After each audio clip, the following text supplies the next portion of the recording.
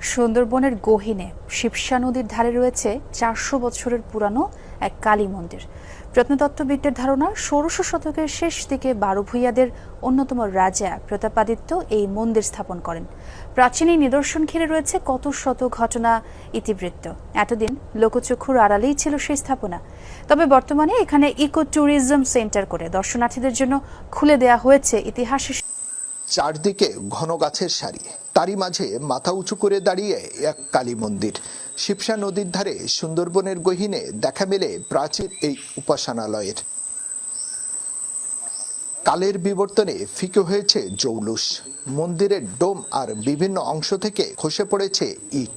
বড় বড় গাছের শেকড় ডালপালা ক্ষতিগ্রস্ত করেছে ভবনের দেয়াল।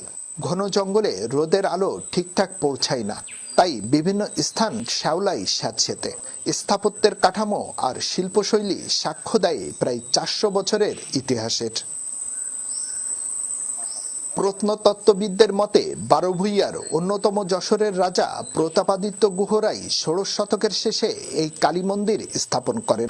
লোককথায় জানা যায় শিবসা নদীর ধারেই ছিল জমিদারের দুর্গ। এই নদী দিয়েই ব্যবসা আর অর্থনীতি নিয়ন্ত্রণ করতেন তিনি। মোগলদের সাথে বিবাদ আর জলদস্যুদের কারণে রাজপ্রাসাদ ঝুঁকিতে পড়লেই নিরাপদ আশ্রয় ছিল বনাঞ্চলে ঘেরা এই দুর্গ। তাই দুর্গের ভিতর সৈন্য, প্রজা আর রাজশক্তি রক্ষায় কালী পূজা দিতেন এই জমিদার।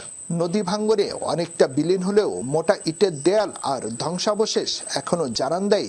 দক্ষিণ ও পশ্চিমে রয়েছে দুটি প্রবেশদ্বার। স্থাপটি চারচালা রীতিতে এক গম্বুজে নির্মিত। উচ্চতা ২৬ ফুট। বাইরের দেয়ালে পোড়ামাটির অলঙ্কৃত ইট দিয়ে তুলে ধরা হয় বিভিন্ন নকশা। স্থাপনা তৈরি করা হয় নদী পাড়ের বালু, ইট আর শামুকের চুন দিয়েই। ২০২৩ সালে সর্বশেষ মন্দিরটি সংস্কারের পর এখানে ইকো ট্যুরিজম সেন্টার গড়ে তোলে বন বিভাগ। সুন্দরবনের গহীনে হওয়ায় এটা আপনার দীর্ঘদিন আপনার লোকচক্ষুর অন্তরালে ছিল। সুন্দরবনের পরিবেশ বান্ধব পর্যটন ইকো ট্যুরিজম কেন্দ্র হিসাবে আমরা গড়ে তুলতে সক্ষম হয়েছি। সতীশ চন্দ্র মিত্র সহ অনেক ইতিহাসবিদের বইয়েই উল্লেখ আছে শেখেরটেক কালী মন্দিরের। প্রাচীন এই নিদর্শনই প্রমাণ করে ৪ শতক আগেও সুন্দরবনের সাথে কতটা গভীর সম্পর্ক ছিল মানুষের।